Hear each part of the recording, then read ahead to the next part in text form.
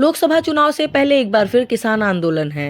संयुक्त किसान मोर्चा समेत अन्य किसान संगठनों ने अपनी मांगों को लेकर 13 फरवरी को दिल्ली कूच का नारा दिया है।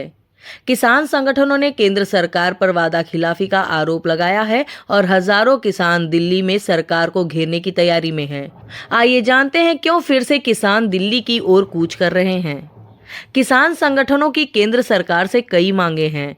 इनमें एमएसपी यानी कि न्यूनतम समर्थन मूल्य पर कानून, स्वामीनाथन आयोग की सिफारिशों को लागू करना, किसान आंदोलन में शामिल किसानों की कर्ज माफी, वृद्ध किसानों को पेंशन, कृषि उत्पाद के आयात में शुल्क में कमी, प्रधानमंत्री फसल बीमा योजना में सुधार और भूमि अधिग्रहण अधिनियम 2013 लागू करना प्रमुख है। मीडिया से बातचीत में संयुक्त किसान मोर्चा के नेता जगजीत सिंह डल्लेवाल ने कहा, हमने अपनी मांगे मनवाने के लिए दिल्ली चलो का नारा नहीं दिया है, बल्कि हम सरकार से सिर्फ यही मांग कर रहे हैं कि किसान आंदोलन के दौरान उन्होंने जो वादे किए हैं उन्हें पूरा करें।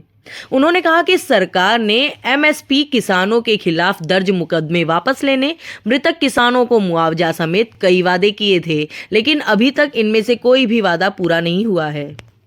एक साल तक चले लंबे किसान आंदोलन के बाद किसान फिर से सड़क पर उतरे हैं। वह लोकसभा चुनाव से पहले सरकार पर दबाव बनाना चाहते हैं और यह किसान संगठनों की एक सोची समझी रणनीति का हिस्सा माना जा रहा है।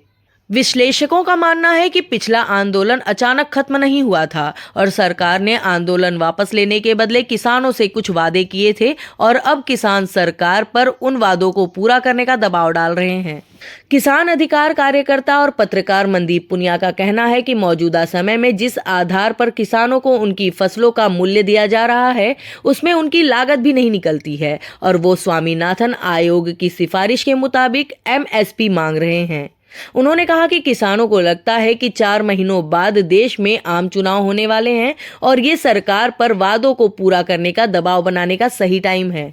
केंद्र की ओर से किसानों से बातचीत के लिए कृषि और किसान कल्याण मंत्री अर्जुन मुंडा, वाणिज्य मंत्री पीयूष गोयल और गृह राज्य मंत्री नित्यानंद राय की समिति बनाई गई है।